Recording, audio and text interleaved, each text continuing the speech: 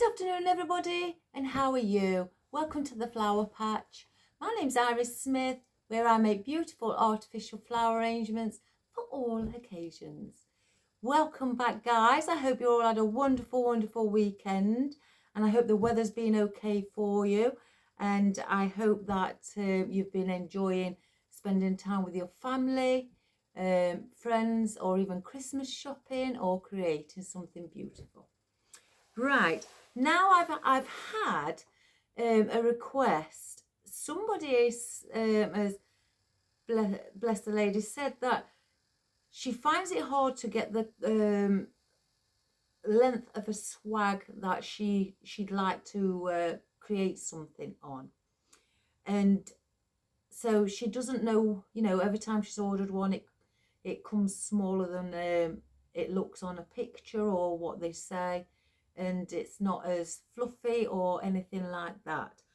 So I requested, well, not requested, sorry, wrong word. I contacted the lady back and said to her, you could buy some garlands, which obviously you can get them in 1.8, 2.4 meters, you know, and so on and so on. And I suggested, if you wanted different garlands placing together, get a garland, cut it to the length of what you'd like, and then get another garland to make it look thicker, add or attach with a cable tie another piece of garland on top, and if you want even another piece of garland to make it even more thicker, you know, add a third piece of garland. So that's what we're going to do today. I am using a garland. It's not the shape of what a swag is, where it comes like a teardrop. It's wider at the top and then goes down to a point. This, because I'm showing it on a garland, it's just straight down. So to get that teardrop shape like a swag, then you would have to place in your elements and create the shape for the teardrop. So she replied saying she never thought of that. What a good idea. Then she can make them as big or as short as she likes then. So I said I will do a video, you know, on Tuesday, and we will show you how I create the teardrop shape on a garland of, you know, making it yourself. So I've got a normal spruce. It's very thin. Again, the garlands aren't wide, and I've also added another garland piece on top, which is flocked, heavily flocked. I have had all these snow everywhere. So, and then I've just intertwined them with each other, placed a few of the green spruce in with the flocked spruce, and I cut it to the same length of what I cut this green spruce, and then just cable tied them in several places to keep it held down all the way from top to bottom. So again, as you can see, it's just straight down. And on the back, I used some of the spruce here, the green spruce, and I twisted it together to create a hook on the back so you can hang it. So that's what I've done with that. And again, I'm going to create that teardrop shape where it's wider at the top and comes down to a point at the bottom. So you don't have to always buy a swag ready shaped like that. You can create it yourself, that shape, which makes it more fun, I guess. So I'm going to do it. I promised last week I want to do a black and white one. I was waiting for the ribbon. Well, the ribbon arrived last week, so we're going to do it in black and white with some silver. So let's go through what we've got.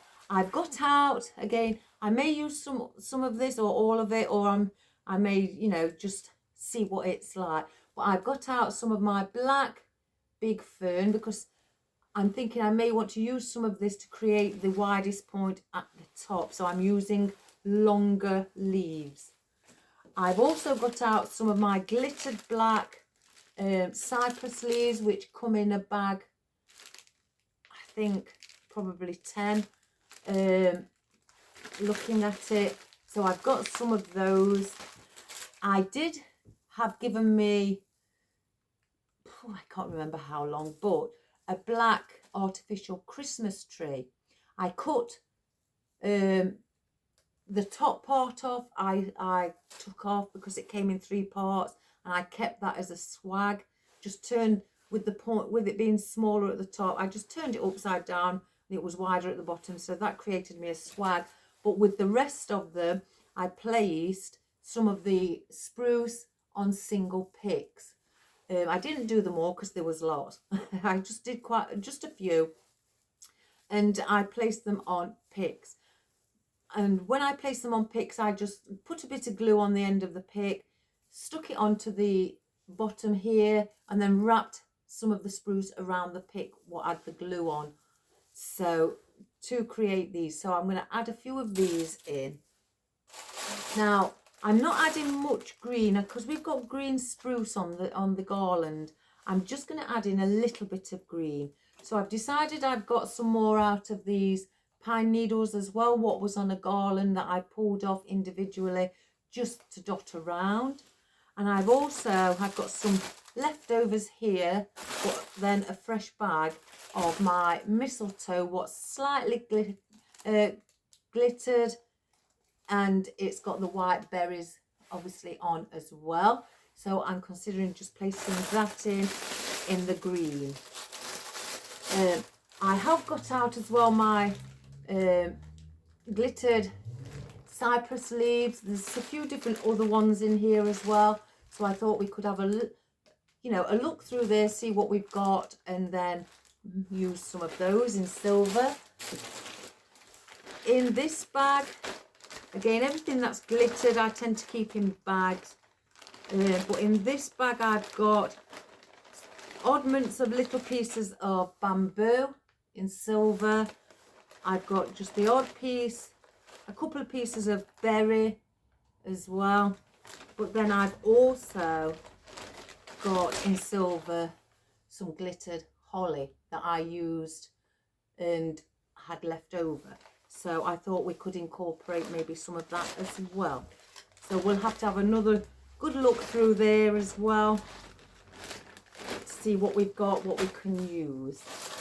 I've also got out, I'm not sure if I'm going to use these, but I've just got a few out and cut them off the bunch.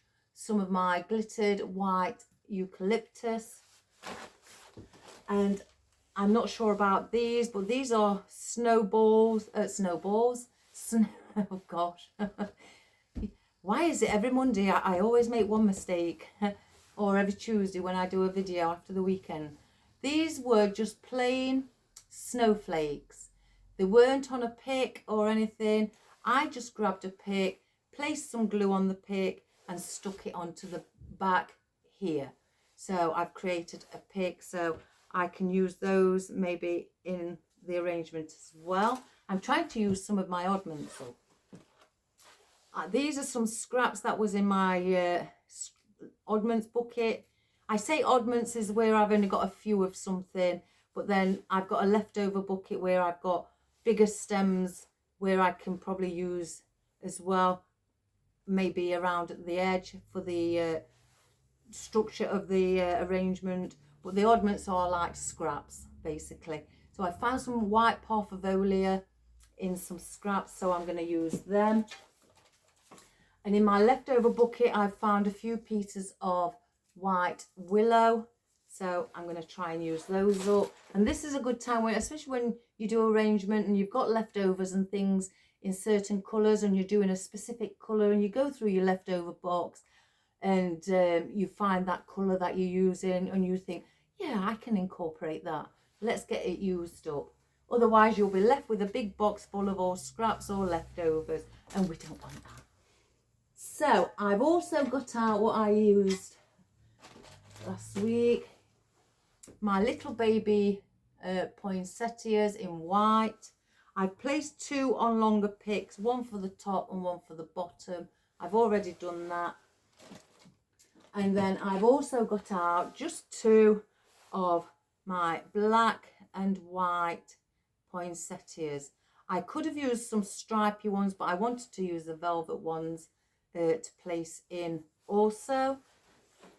Then I decided, let's get the gem out. Let's get the black gem out. It is glittered on the back, so it's matte and glittered, but on the front it's gloss. So I'm going to have it on the front because that's where mainly the shape of it is. It's got different layers on the front to make it look like a gem. On the back it's just flat. So I don't want that to be seen. I'd rather have the front of it. And then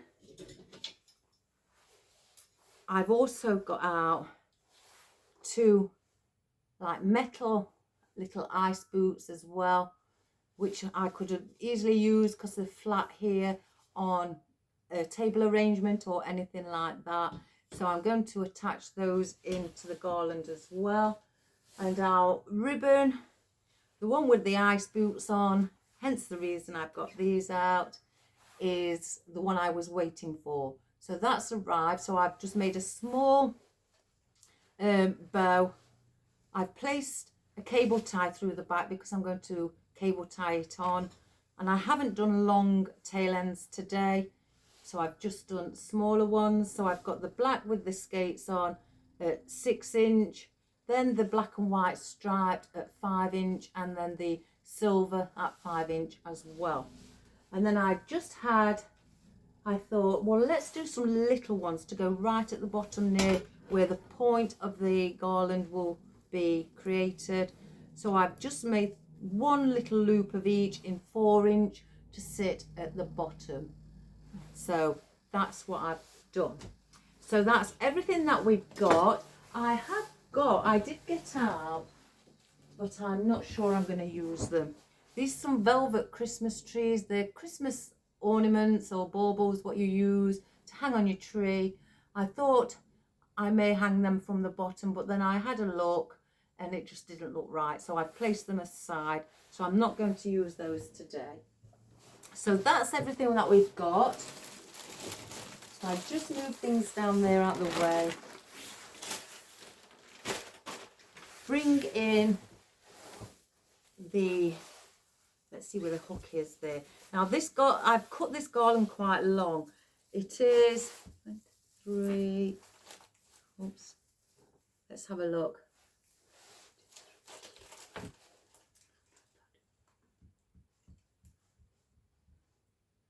About 36 inches long approximately. Again, if you're using a garland, you can cut it whatever length you'd like it to be for your arrangement. So it's going to be quite long, so I'll probably have to work from being the sideways. We'll just see as we go along. So let me just bring the camera down and we'll get started. I'm going to bring it in around here. Sorry I can't get any close. Well, I can get closer, but you probably won't see as much of the garland. So again, where's the hook? Here. So that's the top.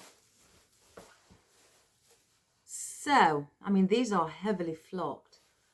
So I'm going to place in, because now I'm going to create the line or the boundary or the structure, whichever you know it by, and the shape of the teardrop, if I can get them out. I've got all different sizes of these ferns. So let's see where the big ones are. Right, let's get the bigger ones first.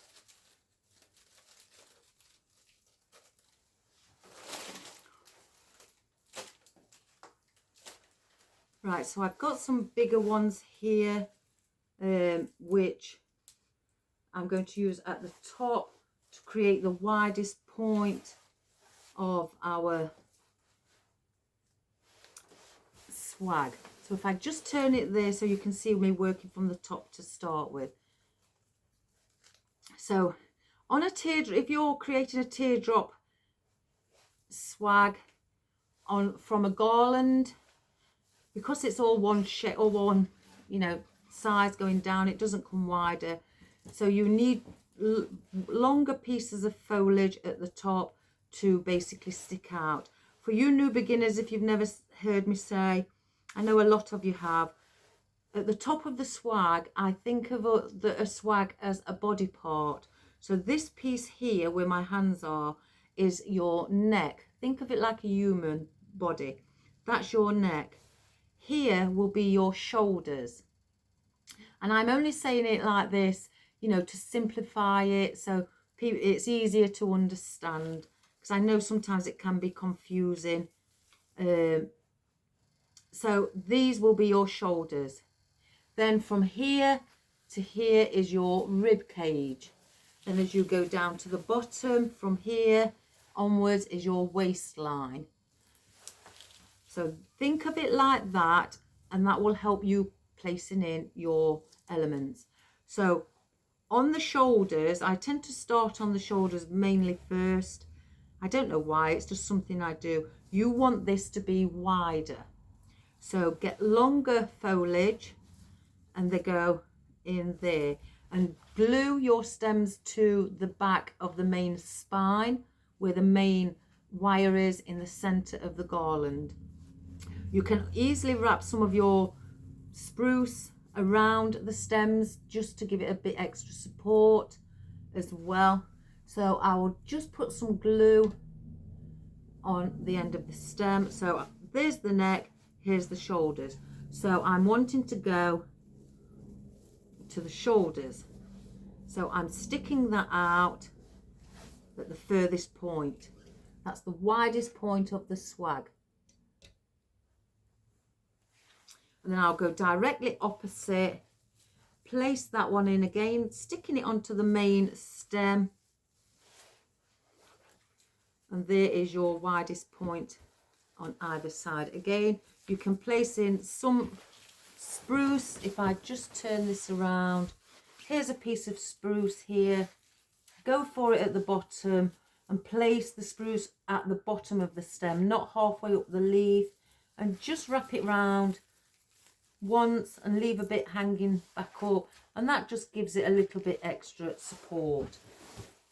If you feel that you don't want it to, or you know, I've had some people say to me, I'm a bit frightened in case I haven't put enough glue on, and if it gets windy, the glue might loosen or weaken.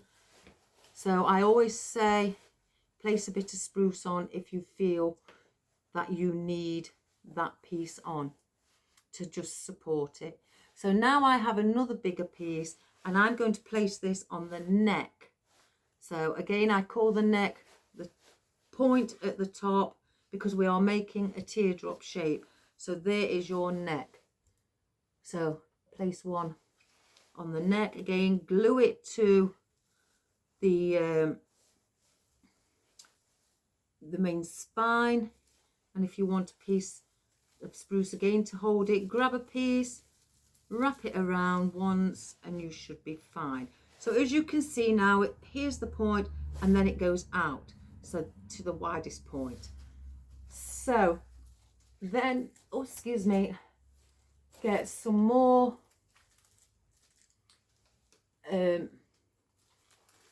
foliage, especially if you're using this as your background foliage to create the structure or the shape. Now we're going to come into where the ribs are, the rib cage. So I won't stick the stem out like that. I'm just going to give it a little bit of an angle, so it's going in slightly diagonally instead of horizontal. So I'm going to go and again glue this onto the main spine in the center. We'll wrap a bit of spruce around it. Let's lift some of that up. So as you can see, it's not out horizontal, it's slightly in. You can bend your stem a little bit if you want it to come a little bit further inwards, because you're basically staggering it. So there's your longest point. Then you go shorter, shorter and shorter till you reach the end.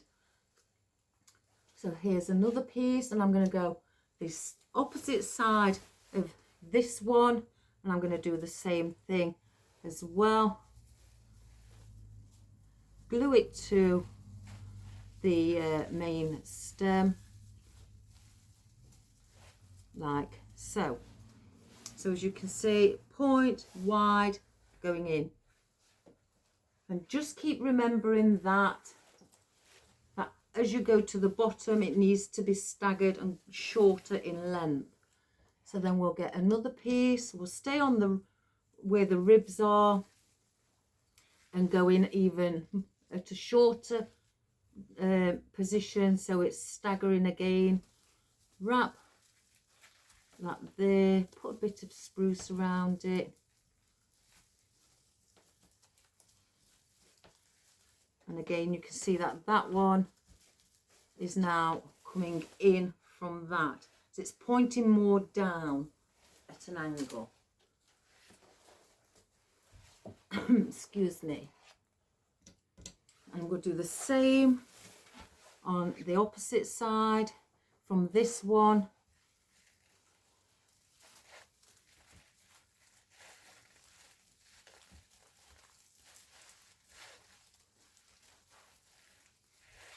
Bring that in.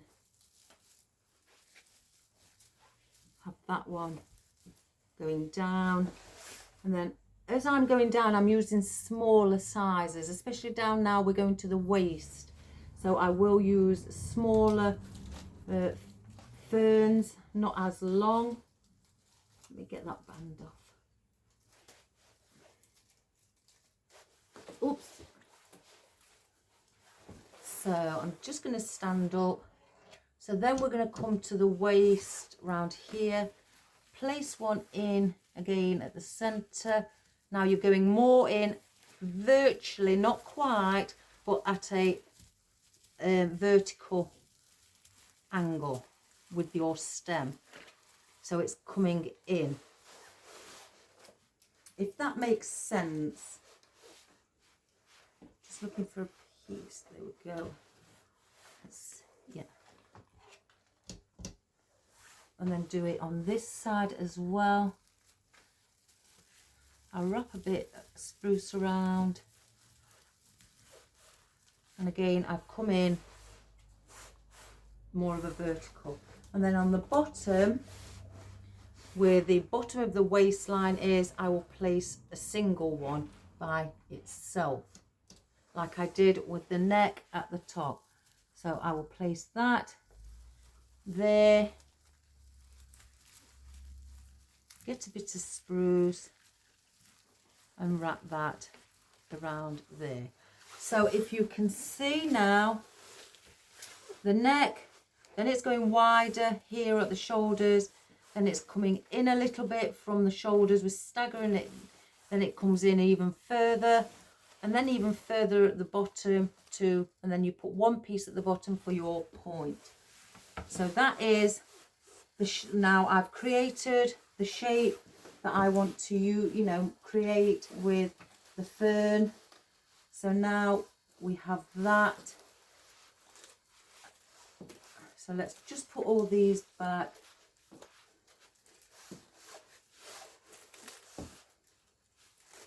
So they're out of the way. Excuse me. So now I want to add in a bit of silver.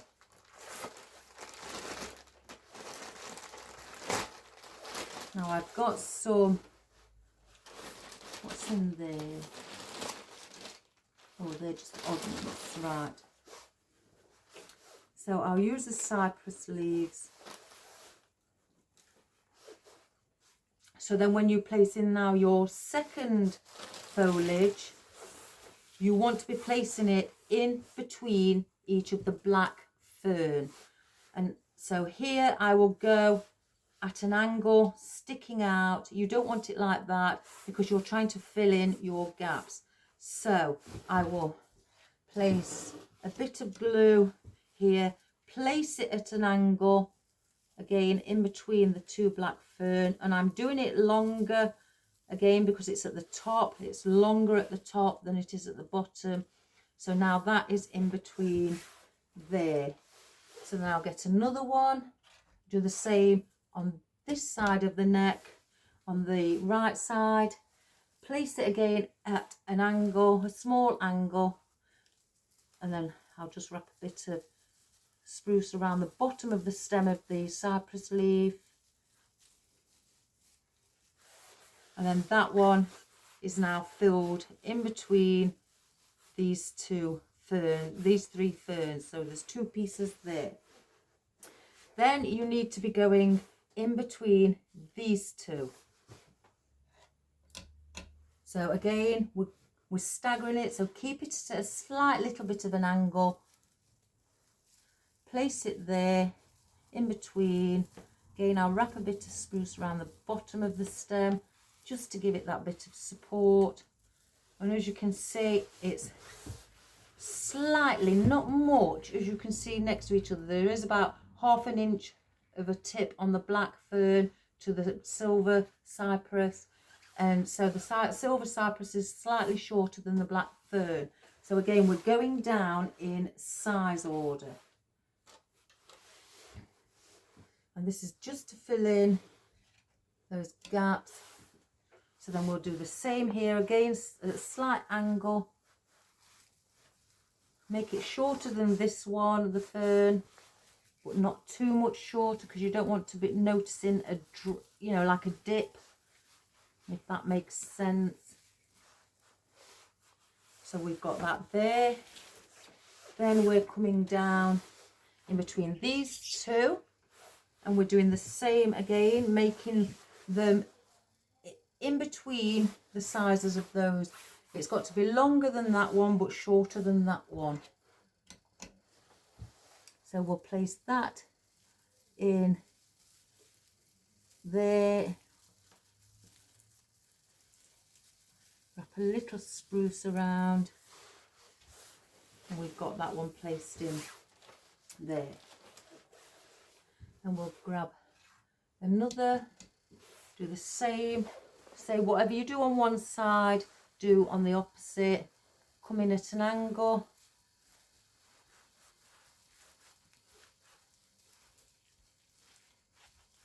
Like that. And then again, do the same here.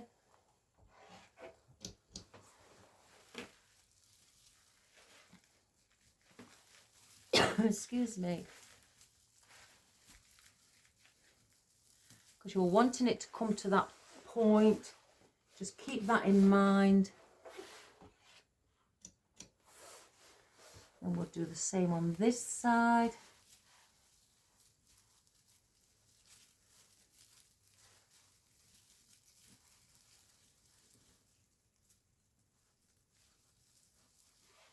Coming down, and then one piece I want to place, I can either place it here or I can place one at the top.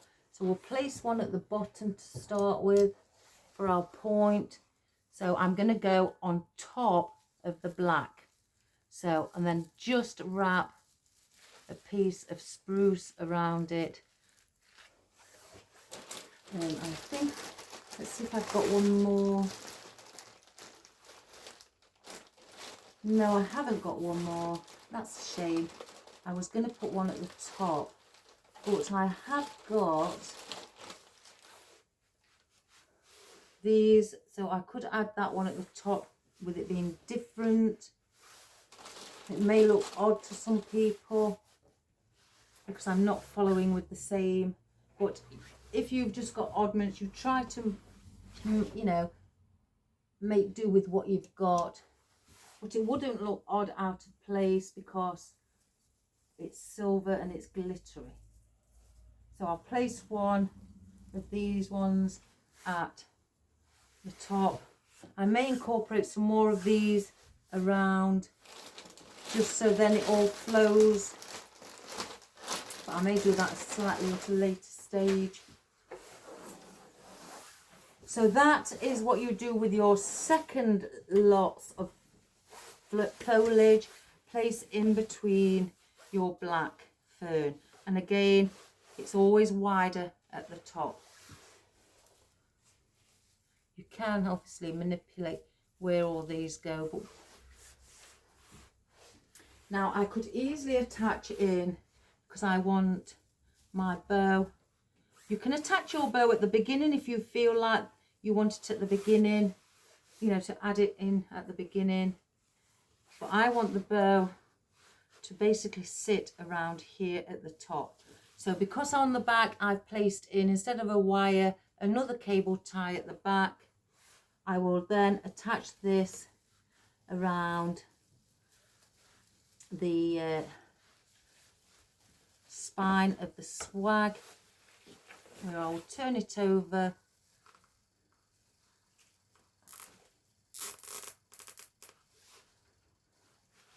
cut the excess off, and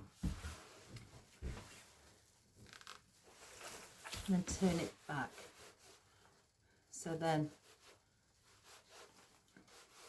we've now got our bow attached.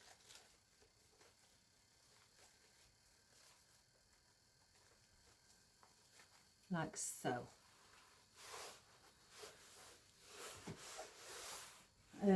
You can also, with this little piece that I've got, that I made, I could attach that while I'm doing it to the bottom. Hello, you all right? Yes, yeah. Yeah, is that one for Shane? I'll go later on to that. All right then, thanks.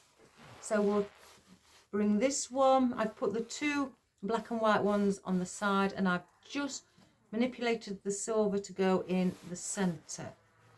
So if you see, I've got the black stripy one here, so the tail end to it, I've gone diagonally and placed it diagonally, and same with the ice boots, place that diagonally from each other.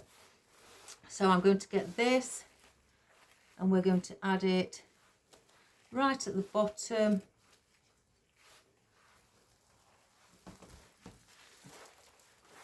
I can see where, oh, it's here. Get the cable tie, turn it over,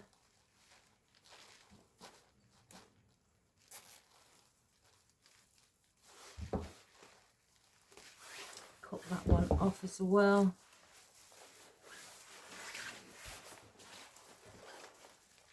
And then just fluff up your smaller bow.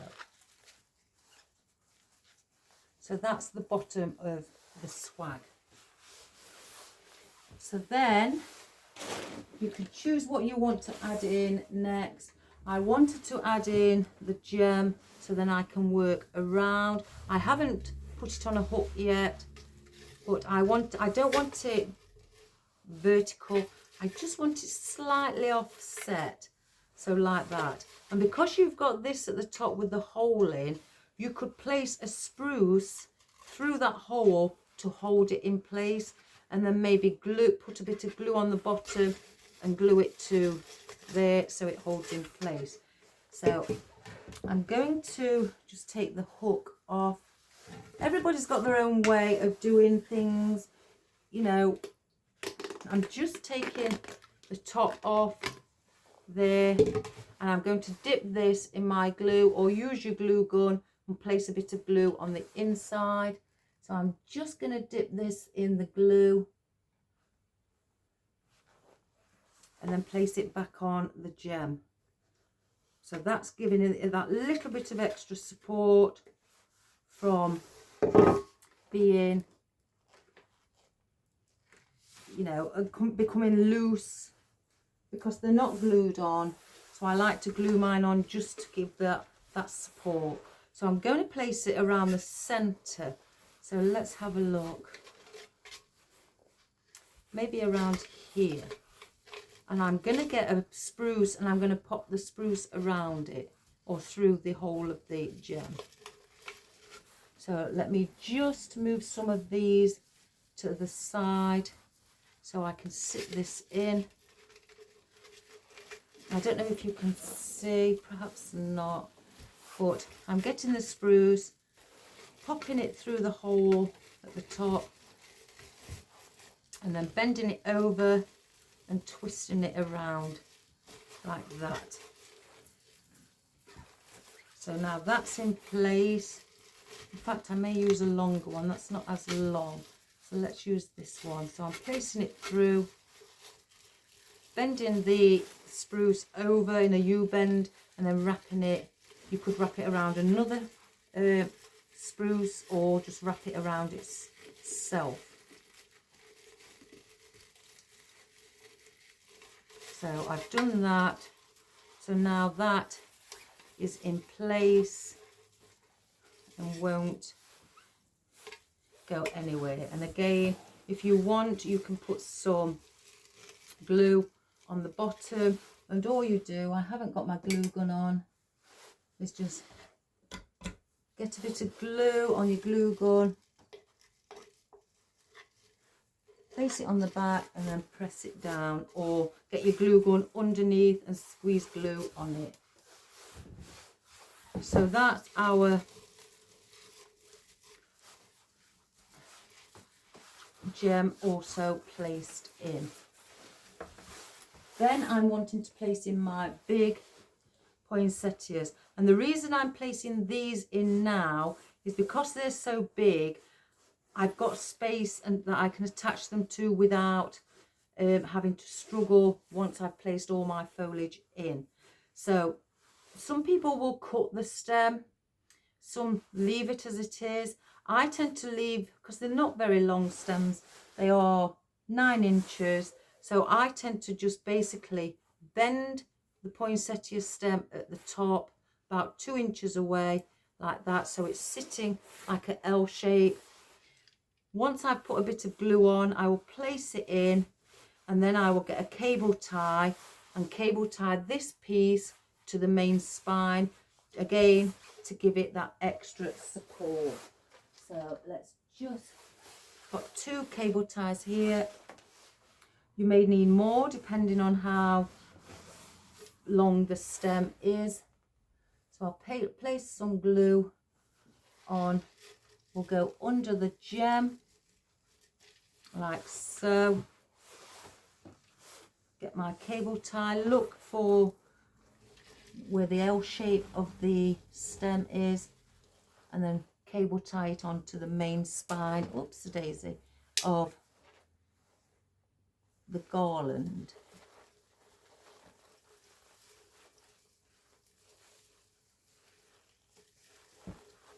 So I'll just thread it through, and that will give it support again from any high winds. If you, especially if it's, you live in an area where it's quite open and windy. So now that is in place, it's not going to go anywhere. It's got the support from the cable tie. So that's our poinsettia. You could also use a spruce to wrap around the stem as well. So now I'm going to bend this one, and instead of taking this one down with the stem down to the bottom like that, I will turn it the opposite way so it's going upwards. So that's what we'll do with that. And I do that because I don't, with it being thinner at this end, I don't want to be seeing the stem. So we'll place that one there, get a cable tie again, look for the stem of the poinsettia, and then just, if I can see, thread it round,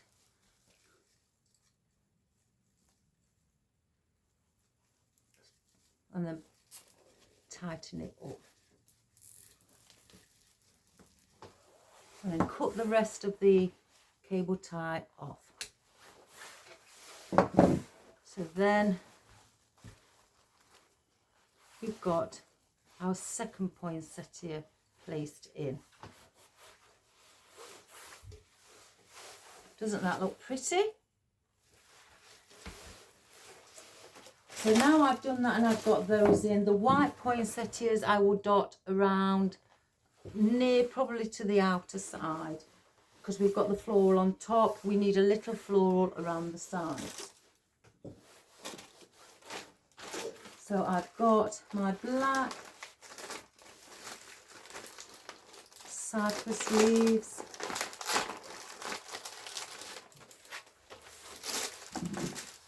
Which again are heavily glittered. And they come on single stems like that. So if you're getting the same colour like you've got the black fern, don't place your black cypress leaves on top of the black fern, because you won't then, if you know you've got it up, you won't see the cypress leaves because it is, you know, hidden with the colour of the fern, or vice versa. You need to place it where there's a light colour so it can be seen, and bring that slightly up, because we've got the silver cypress leaves on the bottom. I don't want to put two cypress leaves next to each other. You can, but I'm on this occasion don't want to. So I'm going to place the black in between the black and silver, but up at a higher point, so it's not on the same level or layer as these first ones. So if I placed these in like that, again they will be higher once they're in. So in between the black and silver, so I place that slightly higher up. If I can just get it there, they would go around here.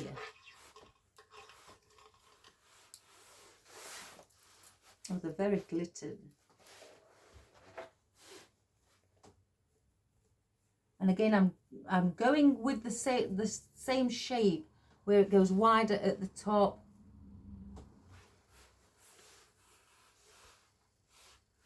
I'm just going to place those in.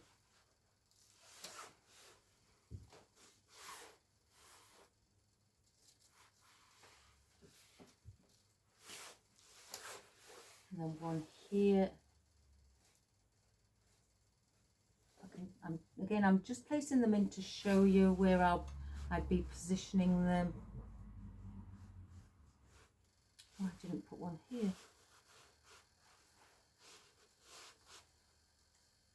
Oh, it won't now. So it's here.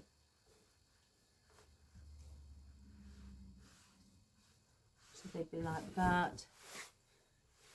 And then up above, right where the neck is as well, I would place them just two up above here on either side of the neck. So that's where I place in the black cypress, again on the next level up towards the centre. Glitter everywhere. So that's where I place those. I'm not placing any on the neck or at the bottom. I could easily place some of these on the neck and the odd ones on the centre. We'll get to that. So let's just now glue these in again. Gluing it to near the spine. You can manipulate them and give them a bit of movement.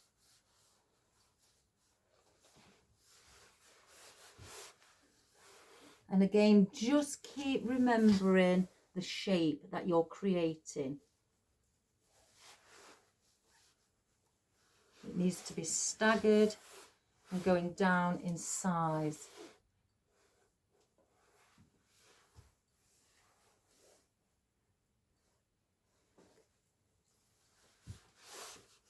Just put a bit of movement in that one.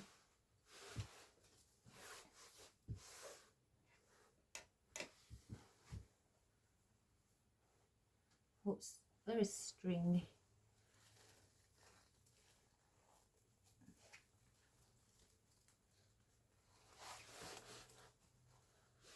And just place a bit of that spruce around this one.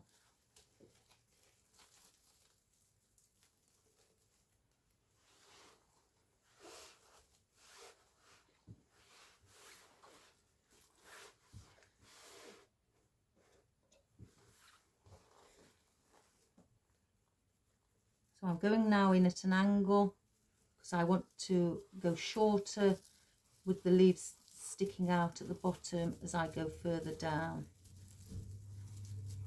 Let me just do that one again.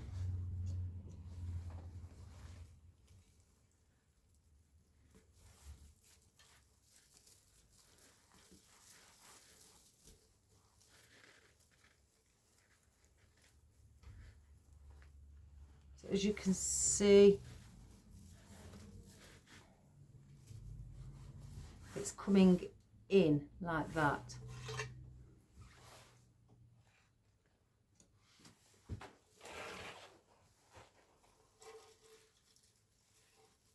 Again, place this one in at an angle. Wrap a bit of the spruce around it.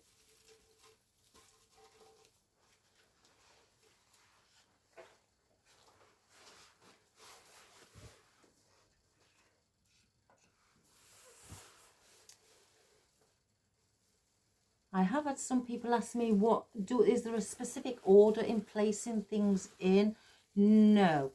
I mean, when I did real flowers, we were taught on, specific arrangements, especially like casket sprays, what you should place in first, which is the foliage. But people work in different ways. I like to build my structure first before I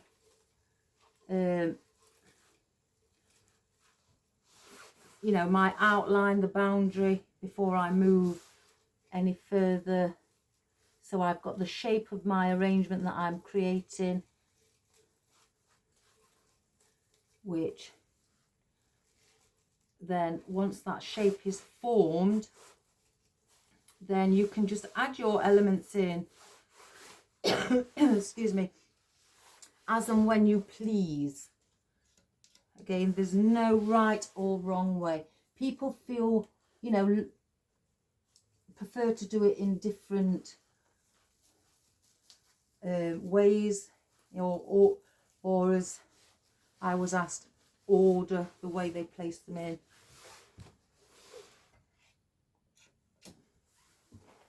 And then we'll place the last one in here.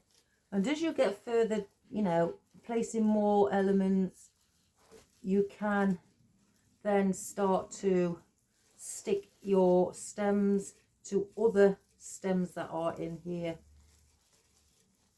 It doesn't have to be to the main spine then all the time. So now we've got those placed in on the level above. So let's just get rid of some of this black glitter.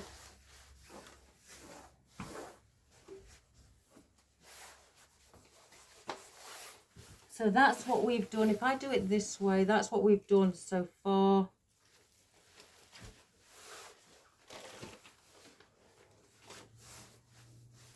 Now I want to add in a bit of white, so I've got some leftovers and some oddments in here with the willow. I could easily place these on picks because they can be pulled off to place on picks. So I don't really think I've got that many here.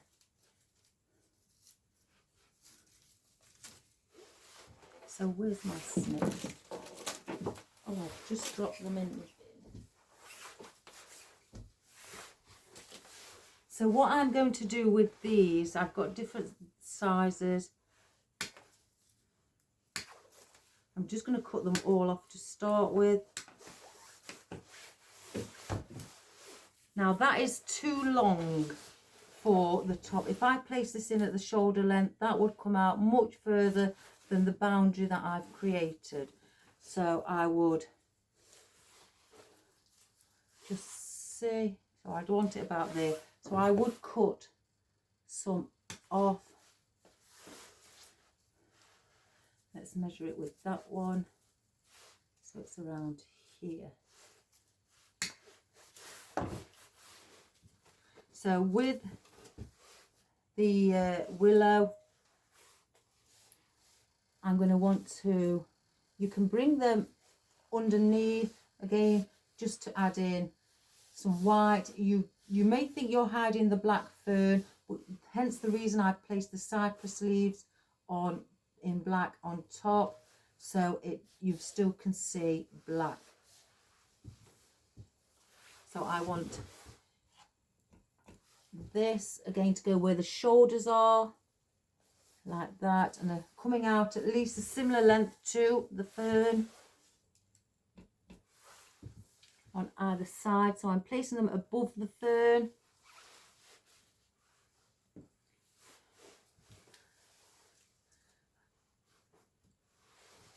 And I've got these here I'm going to place in between the fern and the silver cypress leaves, oops, at the top.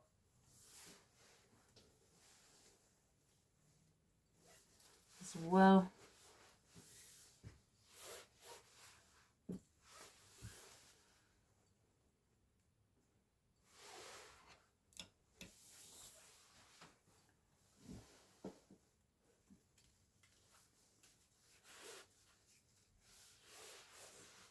And then as we come down, let's have a look. Wow.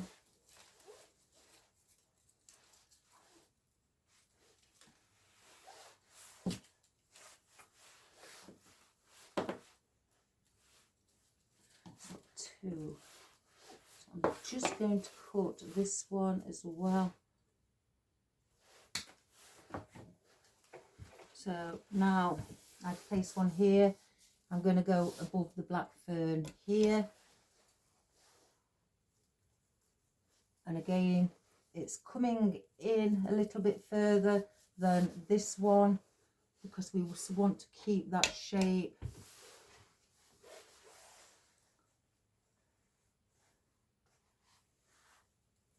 It's just, now I'm gluing it to the stem of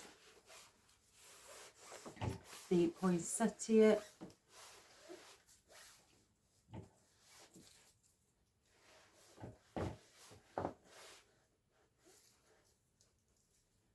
Just cut that one. And I'm going to get this one.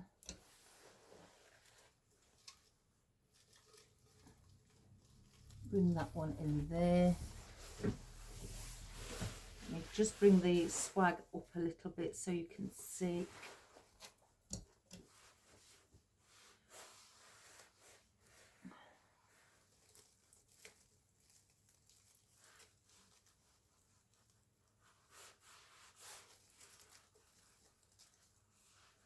Like that.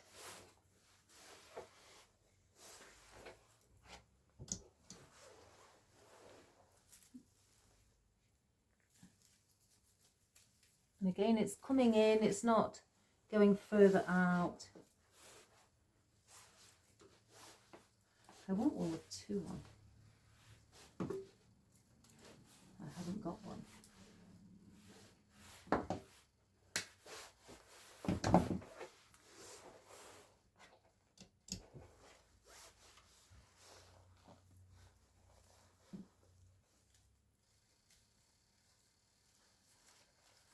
And that there. So I'm going to take two off of a stem. I'm going to place them on a single pick, so it's just one leaf on one pick.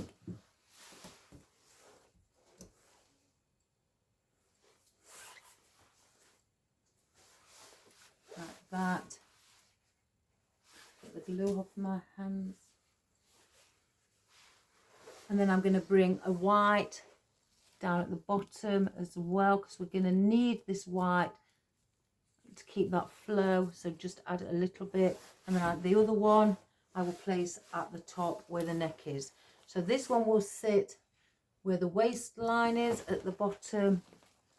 I'm going to go under the bow and keep it at a similar length to what the cypress leaf and the fern is.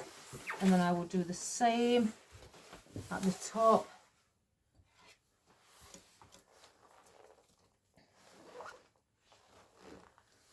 bring that there. Keep that as a similar height as well. Like so.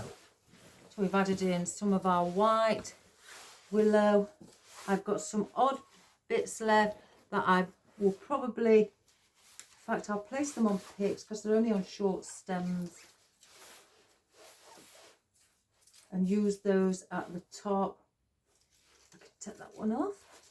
Yeah. I have two with these on. I could easily bring those here, or, you know, bring one here and one at the top. So we'll save those. We'll get these on picks, you know, straight away. And we will use those to be placed on the top around the poinsettias and the jewel or gem. I have to say jewel and gem because some people call it a jewel, some people call it a gem. I've always called it a gem. But again, they both mean the same. It doesn't matter.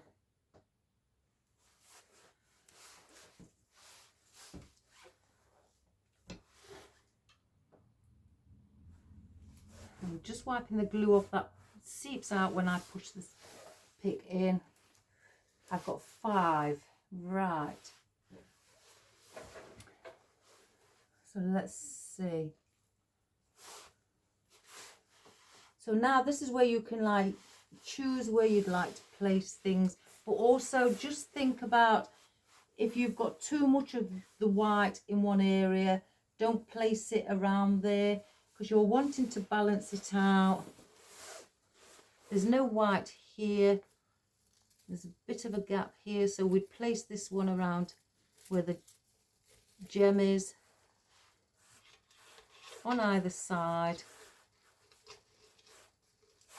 And then I've got this one where I could easily place it down there with that, but because, you know, we've got some down there, I could place one either coming here, if I can get that under, and just have that underneath the gem like that, and have that there. So now that's where we've brought some white foliage up above. So we'll now, I like where I've placed them, we will glue them in. And again, these are going around bow, not where I've placed the first set of willow.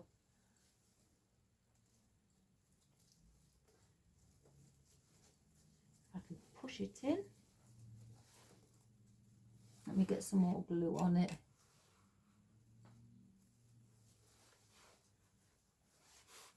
So we'll bring that there.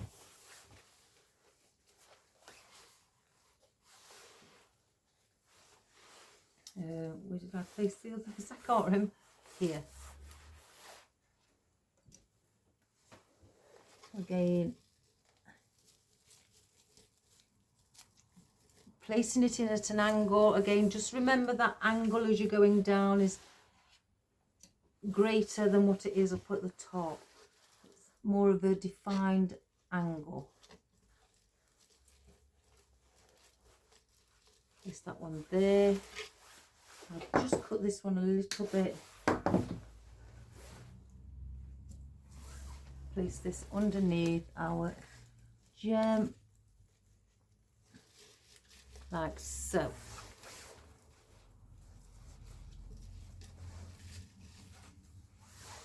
So we've now got in all of our willow.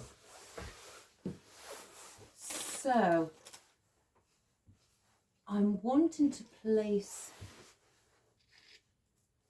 I've got 1, 2, 3, 4, 6 out. I feel 2 would be better at the top here, definitely one either side here, bring those in, because there's not really much going off in this around the central area where the gem is. And then bring maybe these down here. I'm not sure, or do I then just place one there and have one up here? If that's the case, then I'd move the ones on the shoulders down a little bit so they're not as close, and do it like that. I think that looks better. It looks more evenly spaced out. I probably have to bring these down a little bit because I want to make sure the spacing is similar. Yep. So let's bring that one round here. It's a little, no, we'll do that at the neck. So I'm going to bring this poinsettia, if I can, I'll bend the stem a little.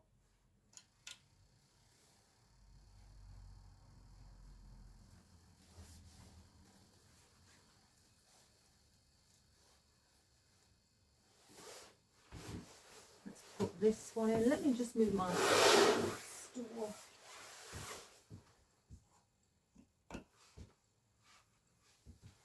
Place one up above there as well, right at the top of the neck.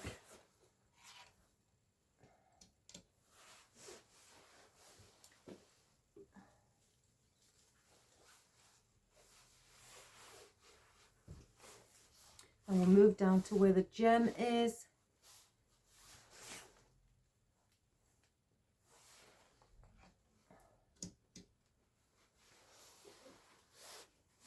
Just lift up the gem, place that one there. And again, I'm positioning them at an angle as I'm placing it in, because it is, as I've, you know, repeated myself. Sorry, but you know, I just want you to you know, well, not understand, but you know, hopefully it helps with positioning, because I know some people do sometimes struggle with positioning. I used to, so I'm no different. And it's nice if somebody can explain it in layman's terms instead of the formal way. So now with this, I'm going in vertical because it's down. Did I have it down there? Yes. And I'm going to leave that around here.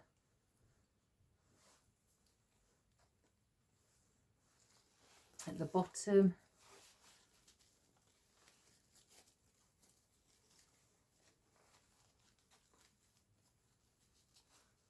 Around there. So if you want to just add in something that is slightly wider, you could just, again, just to elongate those shoulders, you could bring in something like the eucalyptus or a longer piece. So I'm going to, in between the black ups at the bottom, I'm just going to elongate the shoulders a little bit more. Not too much. I don't want it to look, you know, odd. My glue's really stringy.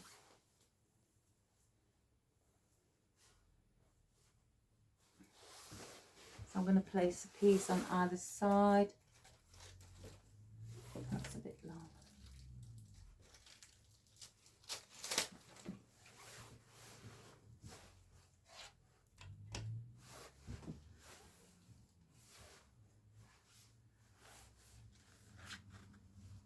And I'm going to do it under here as well, just to elongate the shoulders a little bit, like that. So it defines that shape where it's wider at the top.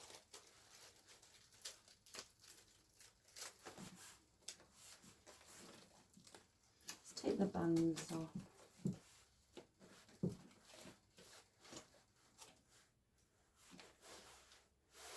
then I'll bring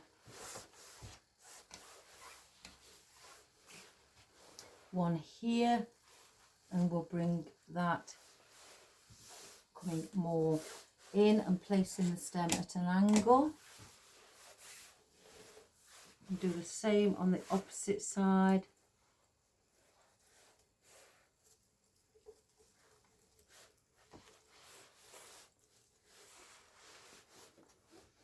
Like so.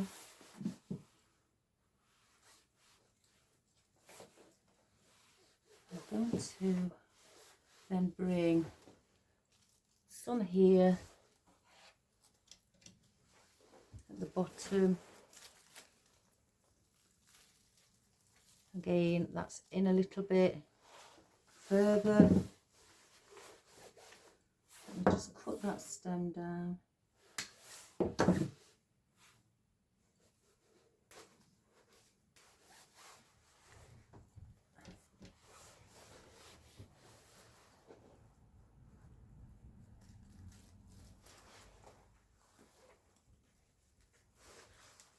So we've got that one there. And now I've got some smaller pieces. 1, 2, 3, 4. So, and then I've got one longer piece.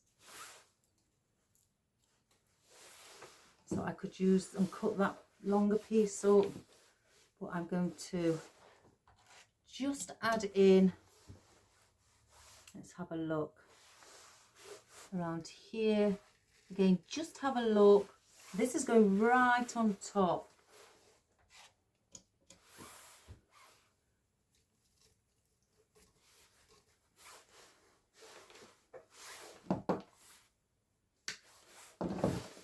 And I'm going to bring one here below the bow here as well.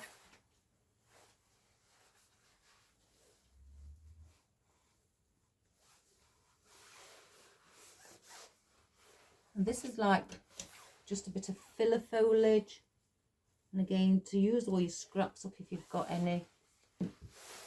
So we're going to cut this one.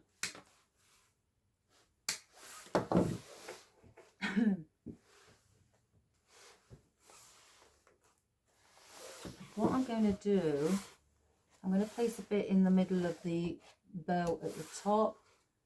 I'm going to glue it to the bow. And then I'm going to place another piece at the bottom where this bow is, and I'm going to glue this to the bow around here as well. So I've used all those oddments up of those. Again, I've just realised I've still got 2 of these left. Let's get these in. Where shall we place them? Something's telling me around here. Just add those in.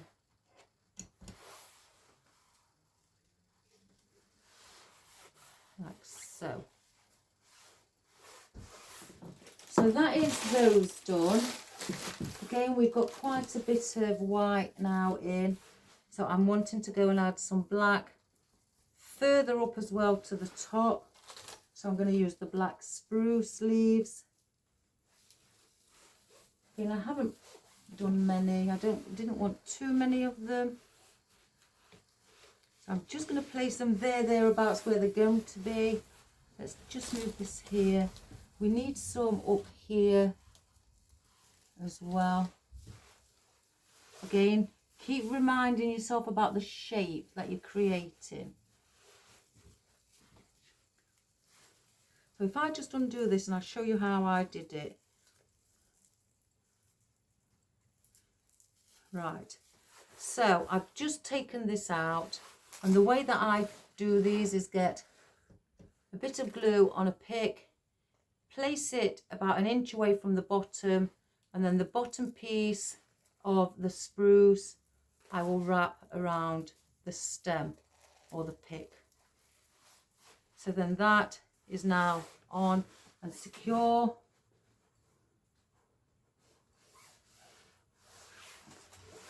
So let's probably want to bring some black in here.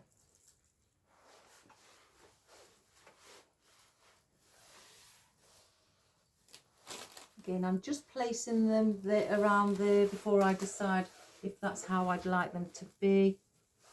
I may bring some up at the side of the little white poinsettia at the top. And then some down here. Again, because there's a lot of white right at the tip. I just bring it up right at the tip here. Oh, I just dropped two of them. And bring another one down here as well.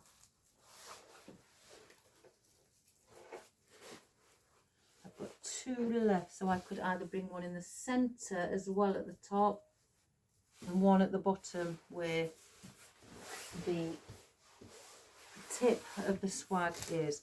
So let's just get these glued in. So I'm going to go in there. Again, I'm remembering the shape that I'm creating.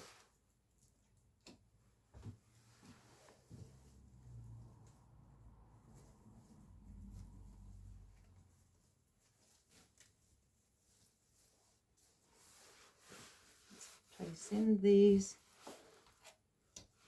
I'm sorry if you can't really get everything in. It's the swag's very long.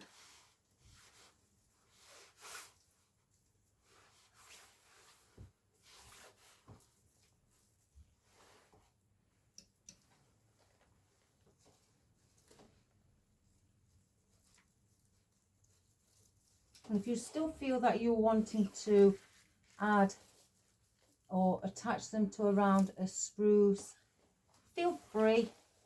Again, it doesn't harm or do anything to your arrangement. Now here I probably have to, because there's not really much holding that one in. You still have to think about the shape even if you're placing things on top.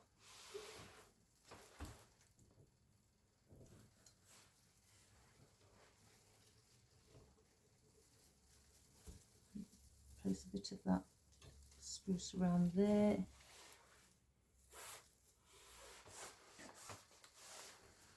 So then we've got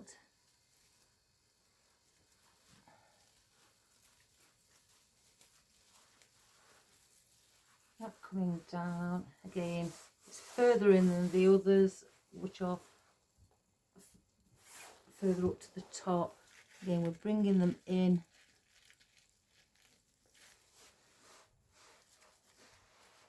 And then the two at the bottom.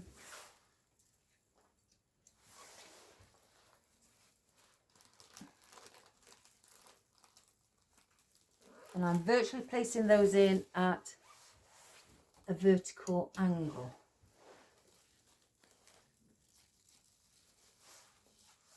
And then I've got one that I'd like. And I'm going to place it under the poinsettia.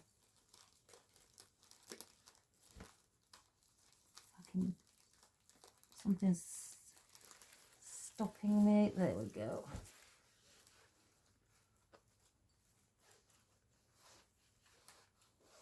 So that's at a point, it goes like that. And I do with the other one the same, right at the top where the neck is. You place that in the centre of the neck, underneath the poinsettia.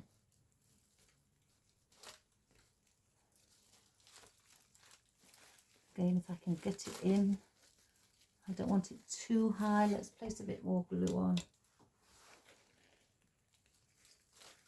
There we go.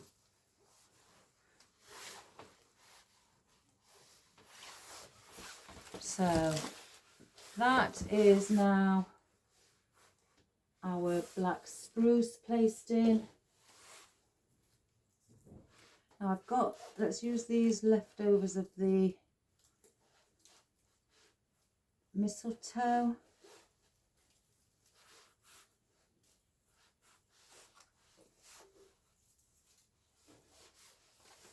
Let's see.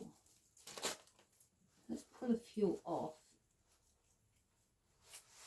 One, two, we'll leave that one. Three,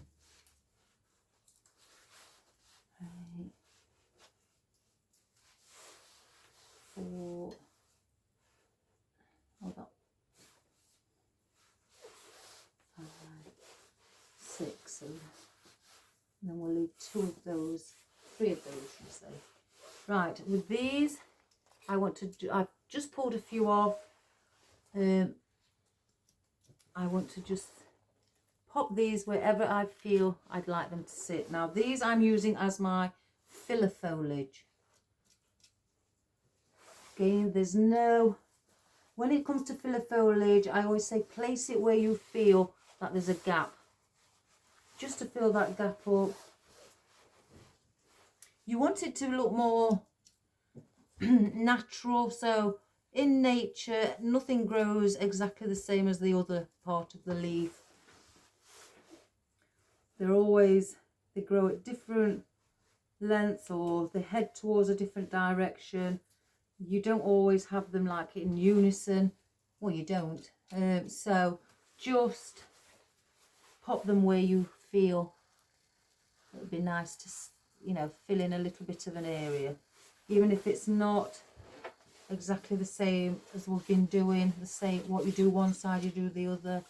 I'm going to pop one in the centre there. I've got a bit of green there. I always like to put a bit of green with the bow. Oops, I pulled that one a bit tight. So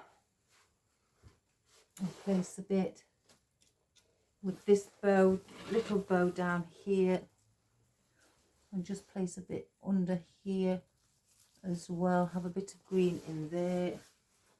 Now I've got longer pieces that I've kept to, I'm going to bring some of these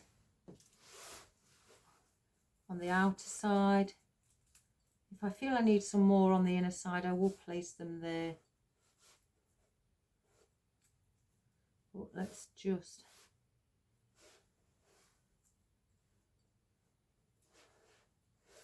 place in this.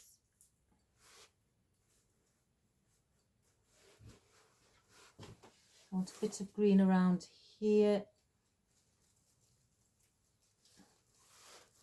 Bring some there. Let me just move it down. Sorry guys, it is quite long.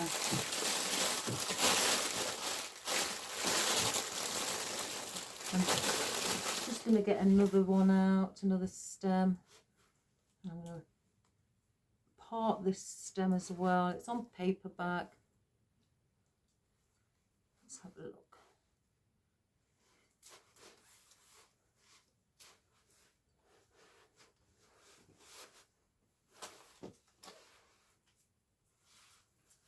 So I've got 2 pieces I'd like to bring green up above as well here. Again, I'm just placing them. I always suggest, you know, place your elements in before you glue them, just to see if you like how they are placed. And it saves you from having to pull them out and re-glue them in. So I'm just going to do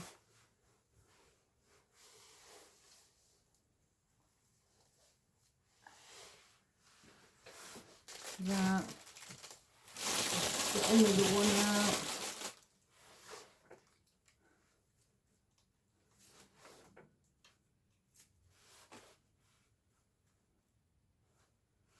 It's got 3. I'm going to use these with 2 on here. Oops, a daisy. Because we are coming further down, I'm again, I'm angling them as I place them in. Sorry if you feel I'm being repetitive by saying, you know, I'm angled, don't forget to angle them. And it's just, you know, sometimes, I mean, I've done it again where I've forgotten to bear that in mind to the point where it didn't look like much like, well, you could see it was a swag, but it didn't give off to me, you know, anything really good, because I could see I'd not angled some of my my stems, so it was starting to look a little bit misshaped. I'm just putting a bit of, making this a little bit longer, this stem.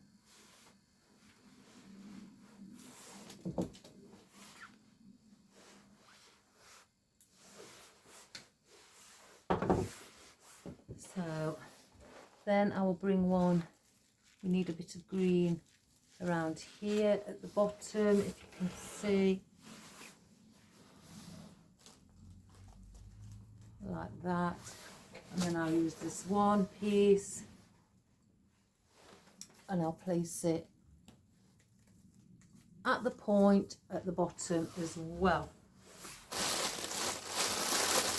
So I don't need any more of those.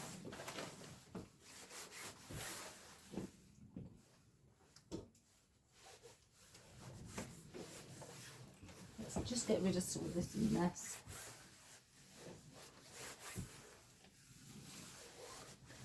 I've still got our skates. I was thinking I may place one here and then one up here in the opposite direction. Instead of it facing them both the same way, face them both outwards like that. So that's why I haven't really placed much here, because I wanted to have them around where the gem is. So before we do that, let's place in our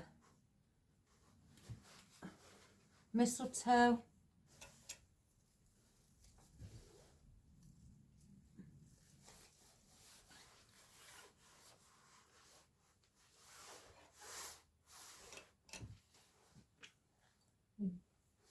Just wrap that around.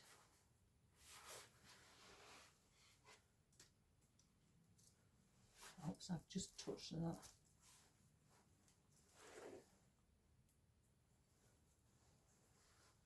So these are going at the top of the shoulders.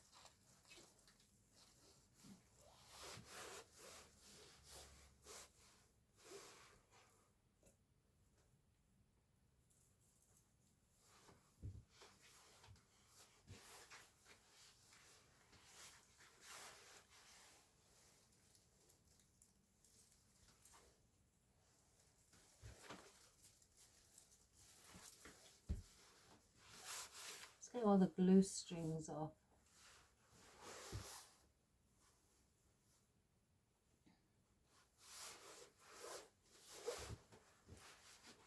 So then we'll move down.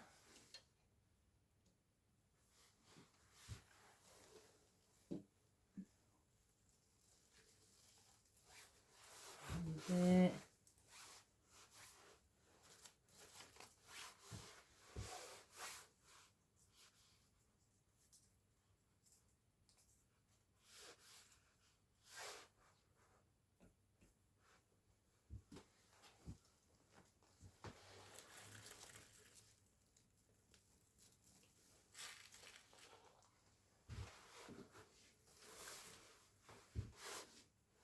And we're now going at an angle with the stems, so they're pointing down towards the tip. Some people, I know a few people, well, not a few, I know of one person who places them in horizontally and then bends the stem. That's how she prefers to do it. It's a lady who I know.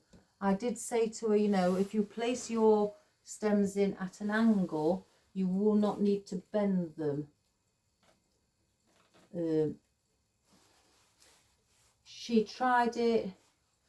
She said it was, you know, she understood, but for some reason she just keeps going back to placing them in horizontally and then bending them. But again, everybody has their own way of doing certain things.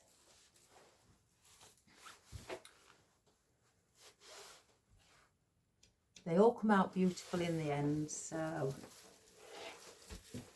let's place this one. Did I place it under? Yeah. There, at the bottom. So I've just heard scraping on the back. So I'm not sure what it is because I can't see anything. I can't see any stems that have come through. Oh, it may be the main spine there because you can see the wire. Because I can't feel any stems. So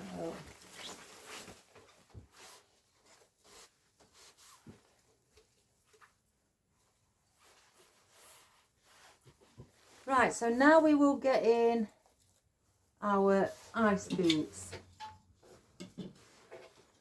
And again, I just want one turning outwards like that,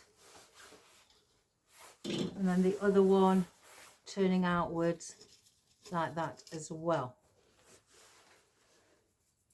So where's my cable ties? I think I may use white because with them being white ice boots, I don't want to see black cable tie, you know, holding them together. So I'll just place them there. So what I'm going to do, I mean, I've got a little slit here where I can push the cable tie through, or I can go through here or here, wherever I feel, or even if I had it at the top, it's cut out, so I could push that through there. But because I want this pointing outwards, I'm going to need the cable tie around the bottom. So let's make sure I've got it in the right place. And again, I could put 2 cable ties on if I wish to secure. I'm just going to see where, in fact, if I thread this through first.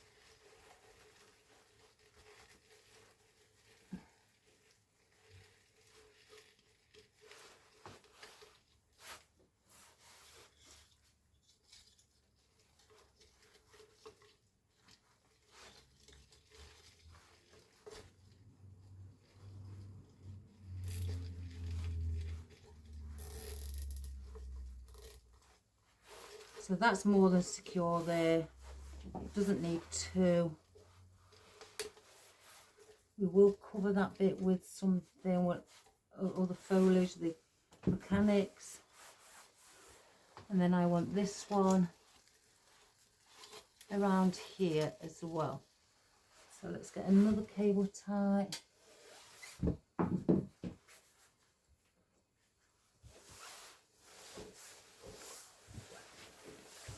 And just see. Right. I'm going to go under.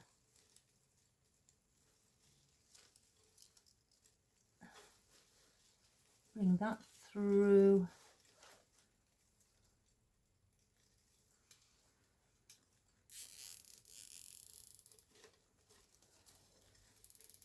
Pull it tight.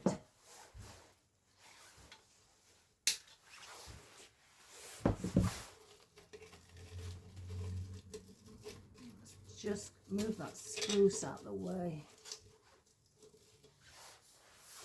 So now we've added in our ice boots in as well.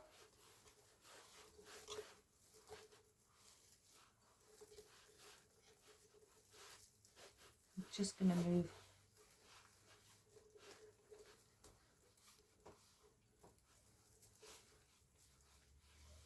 like that. So because I've got some pine needles. I just want to place a few in to, again, I want to make sure I cover the mechanics of the ice boot.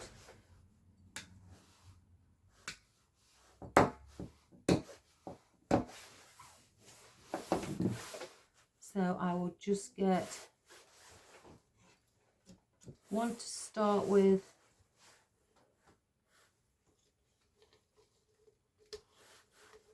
And just place, if I can get it in, let me put a bit more glue on. And I won't place it entirely over the ice boot, it's just where the mechanics are, where my cable tie is on that one. And I'll do the same on the other one. I want it just going over our mechanics, like so. And then with those others, again, place where you feel that you may need a little bit.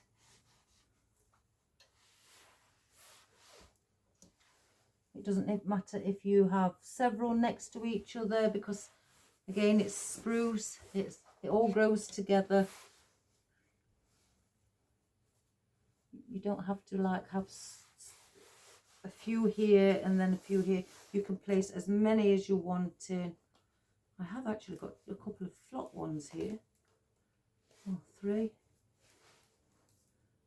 I don't know where them ones came from. Let's use those.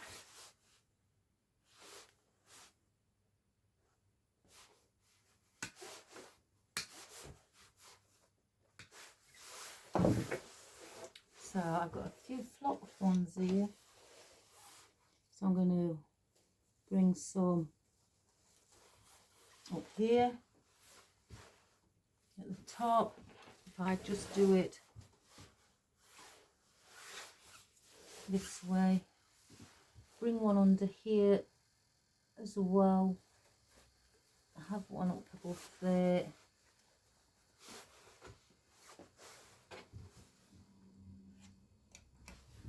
I'm going to bring just the odd one as well. Bring some down on the near the bottom.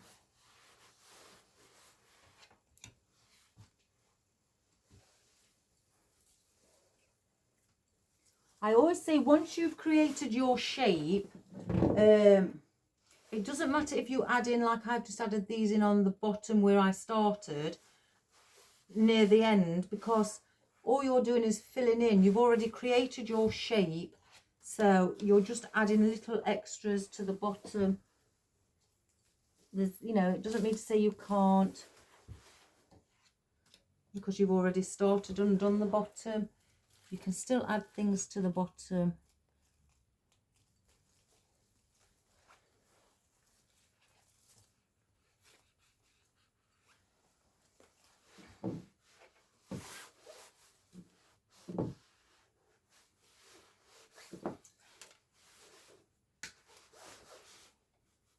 I'm just going to cut a few more down.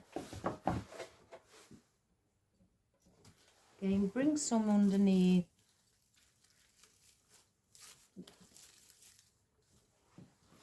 Add that different texture to the bottom, because we've got the black and the silver cypress leaves mainly around the bottom area. You can't see the pine needles as much because again they are mainly covered, so bring some pine needles out by adding them in to around, you know, all around the bottom, the middle, the top. Just add them in and, you know, bring that texture up and around everything.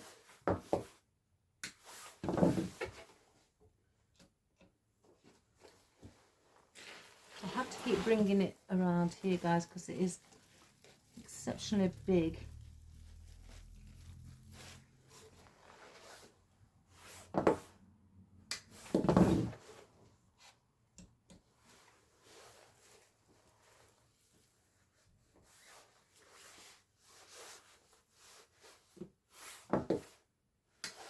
going to try and use all of these, what I've got here.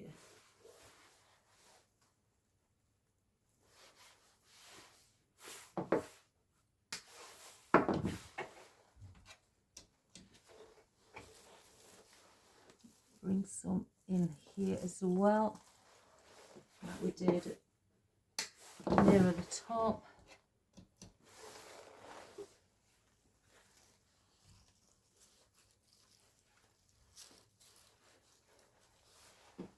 I'm going to bring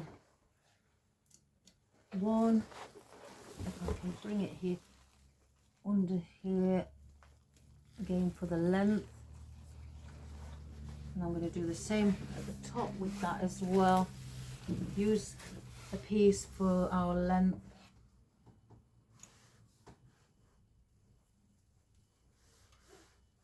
If I can get the glue stop being stringy. Let's have a look at our centre point, which is here.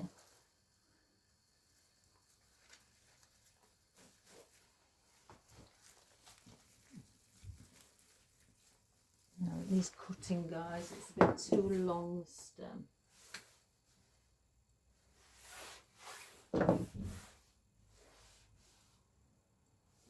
Oh, I've got it glued to my finger. Right, let's try again.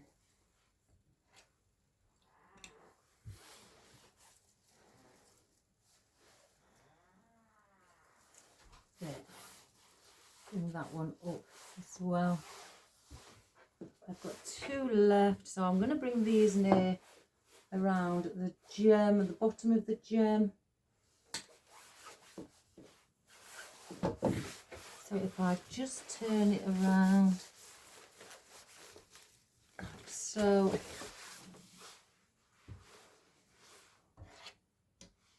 So I'm going to bring some just around there, around the gem.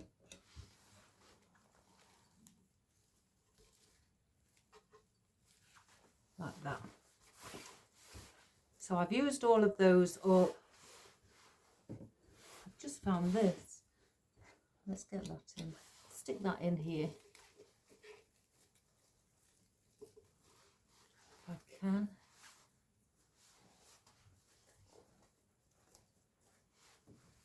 Right, so that is those. Now I've still got, I've left the holly till near the end because I wanted to bring some silver up above. I don't know how many pieces I have, so let's count so we can place them. 1, 2, 3. Oh, 5, I think. Yes, 5. 5. Ooh. So we've got 5 pieces of little holly clusters. So we're going to add these in because again all the silver is mainly on the bottom, and I've saved these till near to the last so we can incorporate these up above and bring the silver from the bottom to the top. So I do have other pieces of silver foliage that I could also add in. So I want to bring, let's see, one around here where the poinsettia is. Again, I'm going in at an angle, and I'm going to do it in like a zigzag. Oh, I'm going to sneeze. Excuse me, guys. So, and then I'm going to bring one in there. So I'm going out, over here, and I'm going to go over here.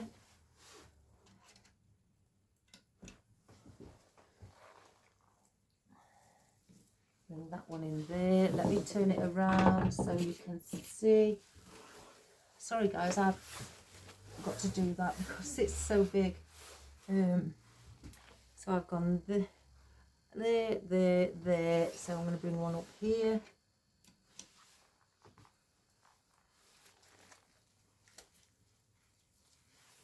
one there, and the last one I will bring up here as well, and bring a bit of that silver up above. Let's see.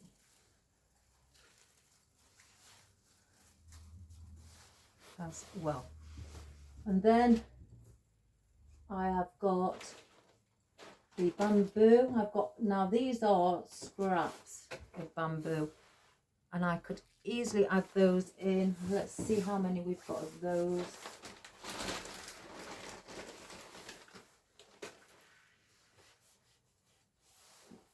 I'm not going to put those in. 1, 2, 3, 4, 5, 6. I could have sworn I've just dropped something. I don't know what. So we've got 6 of these. So where I've gone on this side with the holly, I will place a bamboo here. Then the holly's here. Between these 2 hollies, I will place a bit of bamboo there.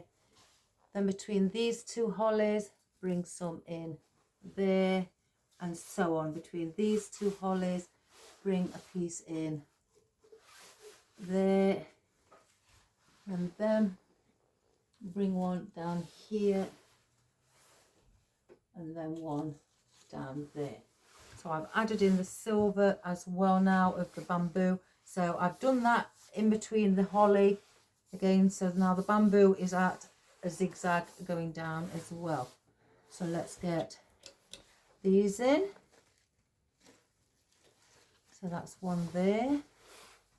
And then the other one, hi hon. Hello. And then the other one we'll place here at it, coming further down, and then again cross to the opposite side. So we need a bit of silver in there.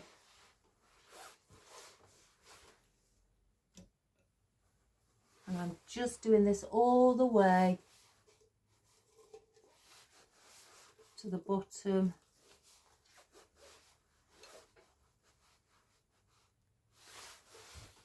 Let me just bring it up here and get this piece. Go in there, and then our final piece.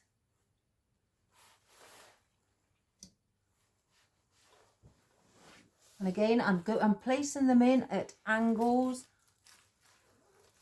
Again, sorry for reminding you, but again, I've done it myself before. It's easily, you easily can forget because you're enjoying yourself that much. It's easily done. Now, I have these. Now, I need to see what these look like, the snowflakes. I don't know. I don't want it to look odd. Something's saying it looks nice, but then something else is saying don't add them. I don't know. I quite like them. I've got the Parvifolia. Oh, that one's glued to that one.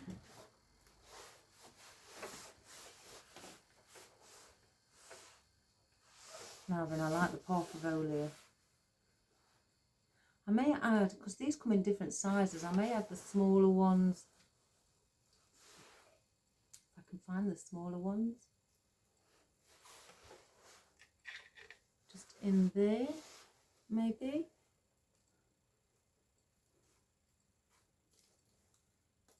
Oh, I've got a really dinky one. That could go in the bow. I just place that there. Have I got another little? Oh yeah, I've got another dinky one. So that could go in this bow down here as well. Let's have a look. We do 1, 2. I could bring one here. Place them where the poinsettias are. I'll just put it there, and then so then there's 1, 2, 3, 4, 5. So I could just use 5 of those. And then the Parvifolia I'll just use around the edge, just so I can use these scraps up So I'll just place those around the bottom edge. So let's just get rid of all of the mess and the glitter.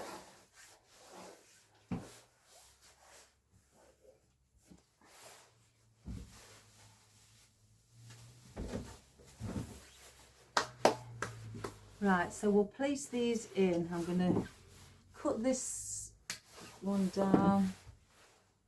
I'm going to start at the top, place that with the bow.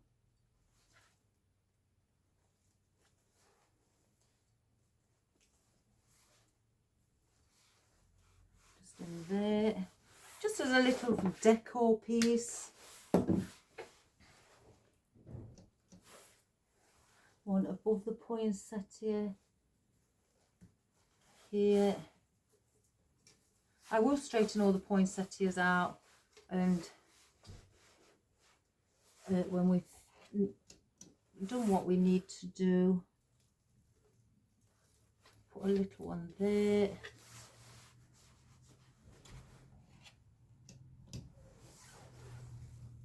And one under here, and then a little tidgy one at the bottom. Just in with this bow here. There. So that is all those. I don't need any more of those. We've got the Parthavolia with, oops, daisy. We will bring now on the bottom layer, the very first layer where we placed our fern, we will now bring in our Parthavolia on that level. So let me just lift up our swag and get rid of all of this. Look at that, guys.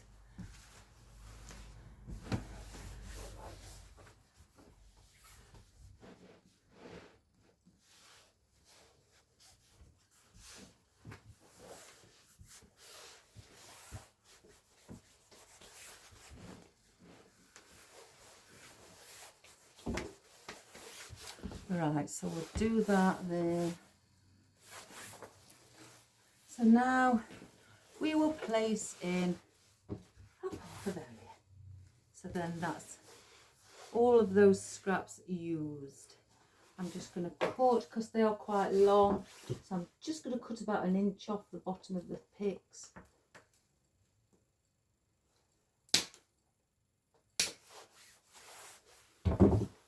One, two, three, 4, 5, 6, 7, 8. Oh, I've got 10.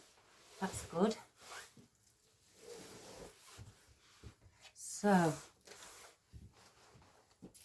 lift up, place in at the bottom.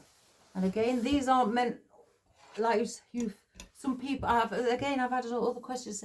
When you place things on the bottom, do they have to be seen from above?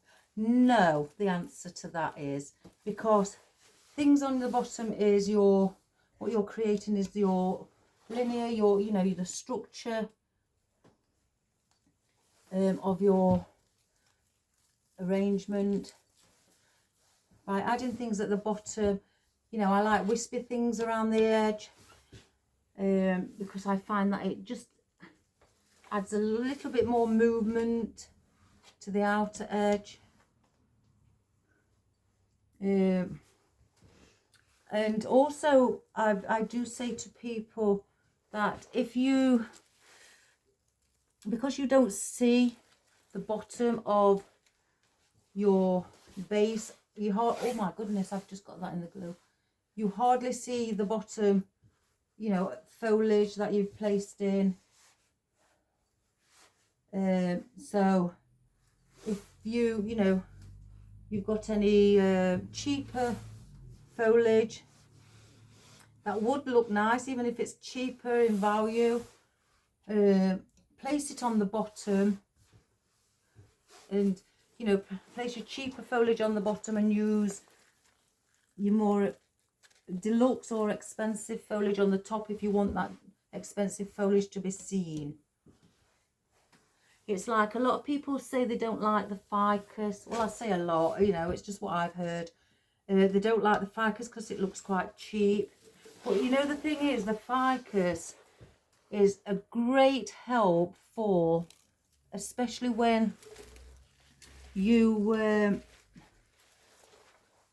are creating your boundary and your shape of your arrangement, and it gives support to other florals because they have got quite a good strong stem, so it gives support to other florals that are going on top of it.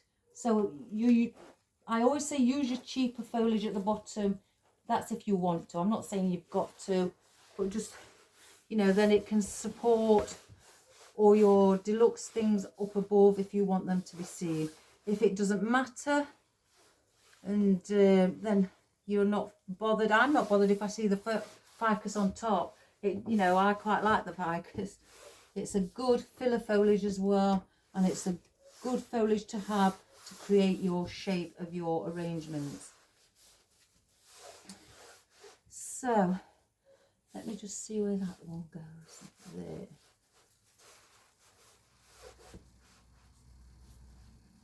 That's it.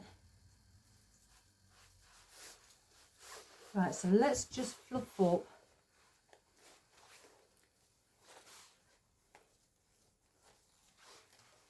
our bow. Get your fingers in, just spread your fingers just to make those loops open up. I like to pat them down as well. It gives more of a rounded shape. And let's do the poinsettia as well.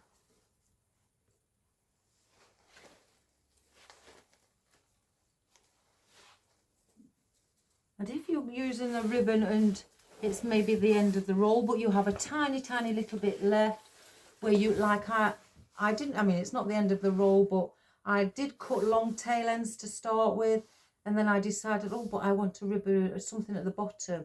So I made the tail ends at the top shorter and used the bits that I cut off for the tail ends, and just did a 4 little inch bow at the bottom.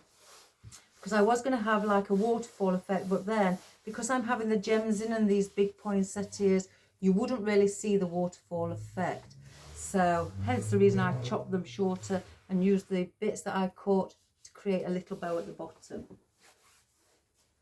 Right, so that, I mean, there's nothing I'm going to place in anymore, guys, because we have got a lot in and it is quite full and it looks really pretty. So I don't know if you can see the shape where it's wider at the bottom to the bit where it goes smaller at the, wider at the top, sorry, and smaller at the bottom, where that's how you create your swag. You can go wider if you like at the top. I quite like slimline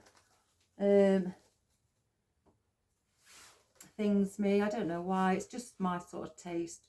Again, everybody's got their own personal taste. So if you want, I mean, I have got a few of these. I don't want to be adding anything else in, so I'm not going to do it. So let me just get my easel now. I'm going to have to hire this really far up because it is a big swag. So let's just tighten that.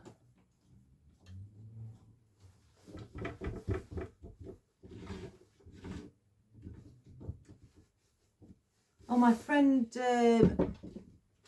who runs her own business as well, doing live selling ribbon imported from America, Kerry, she's gone to, is it Louisiana, to meet, well, not meet, she's met them before and they've become friends.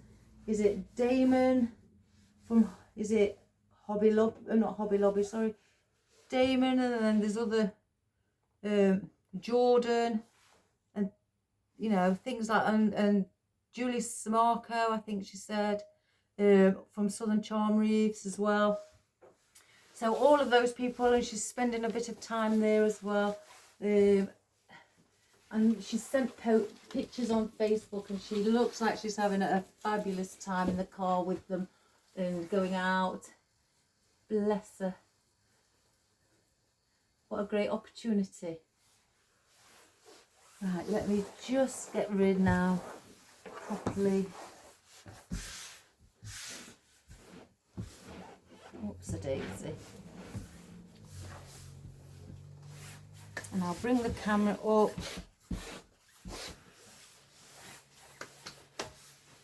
I've had to put it on the easel first, so when I put the camera on, I can place the camera so you can see it, guys. And it is, oh my good gracious me, guys, that is big. I didn't realise, you know how big it is. Have you ever done that? You're making something, and as you're making it, you don't think it's big. I'm going to have to zoom out because it is big. It is exceptionally big. Sorry about the camera, the light. But that is how, oh my good gracious me, that is big. That is really big. I like big though. And again, there is my garland that is flocked, where I've chopped it and added onto the plain spruce garland. I'll just wrap 2 spruces around here just to hold it in place. I may have just misaligned it now.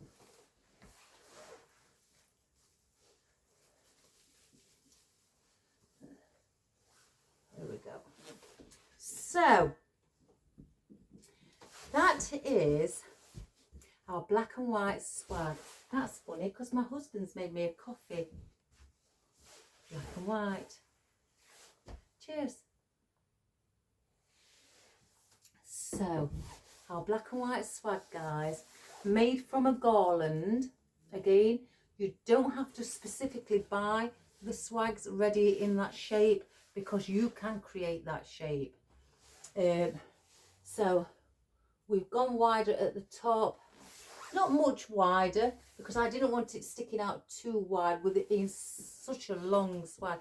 I guess if I was adding something like a big nutcracker attachment, then I would really bring it out wide. But because I've only added in floral and slimline gem and, you know, slim or not really broad foliage, I've kept it relatively, let's have a look, slim, but you can see where it is bigger at the top. And I hope you enjoyed that. I hope that you like the colour and what you can do, and I hope that also, especially you new beginners who've never done a swag but you'd love to do one, they are such fun. They are lovely and so pretty. That I've helped you by explaining the positions, the placement, how to put things in. And also, I know I've kept repeating myself, but I wanted, you know, you to sort of like take that on board, that throughout creating your own shape in a swag, that you must remember it goes thinner at the bottom, your leaves come more in than they do out at the top, you know. And I've made the mistake before, not just once, several times when I was learning, you know, many years ago.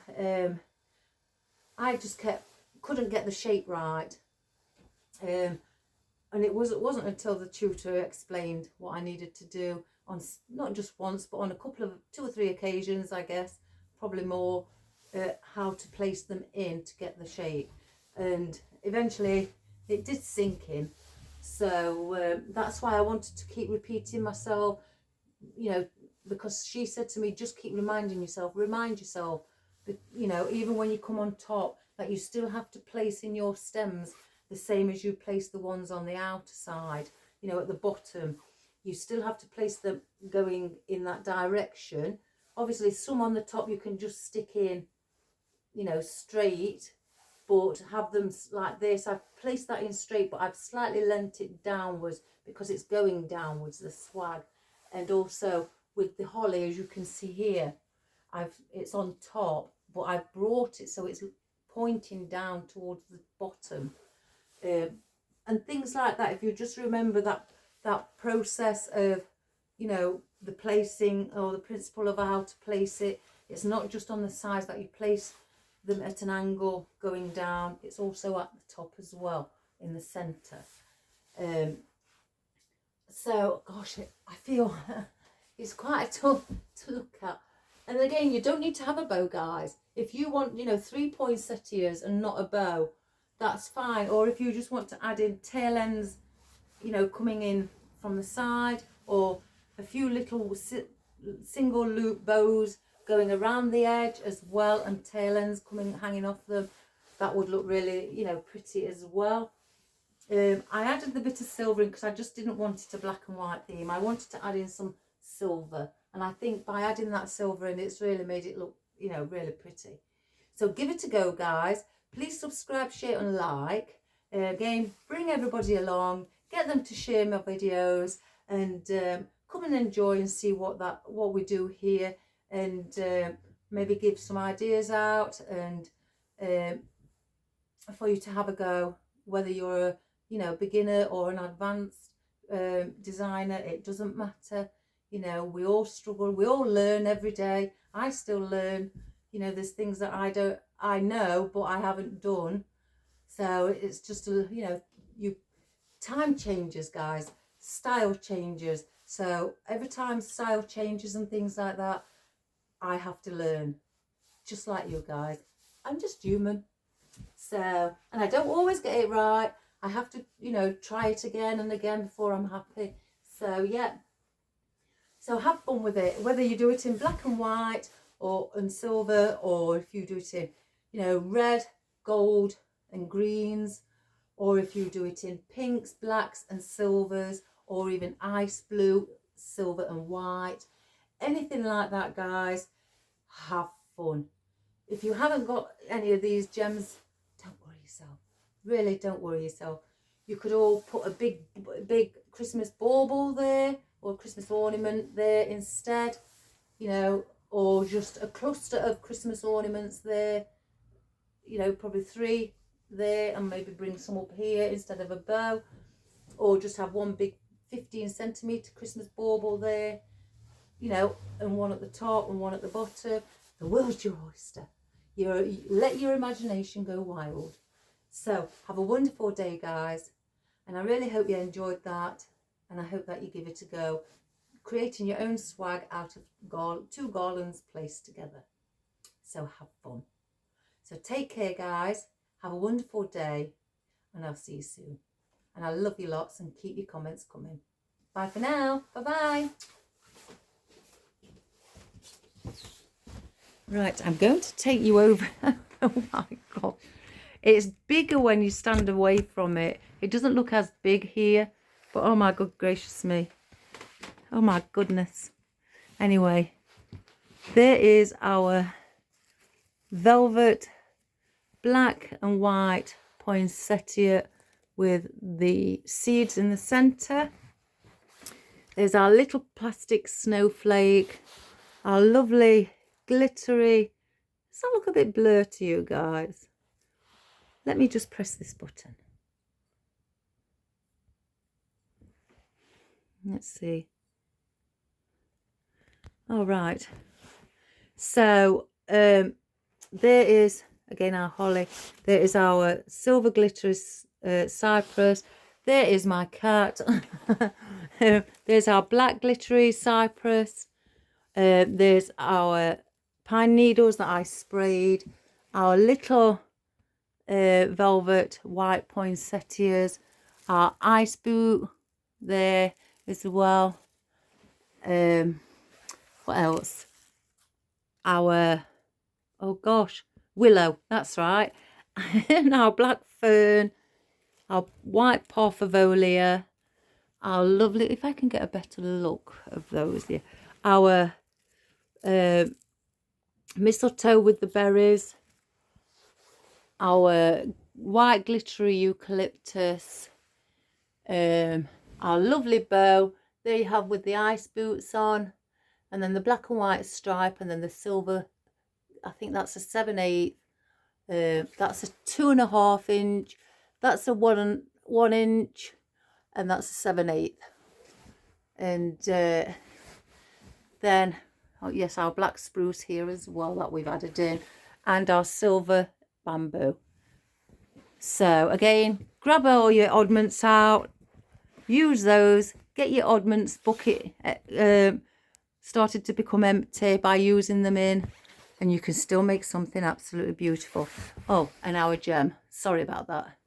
So there you have a wonderful arrangement, which is absolutely huge. If you like big things, you know, place it, it will be definitely noticed on your door at Christmas.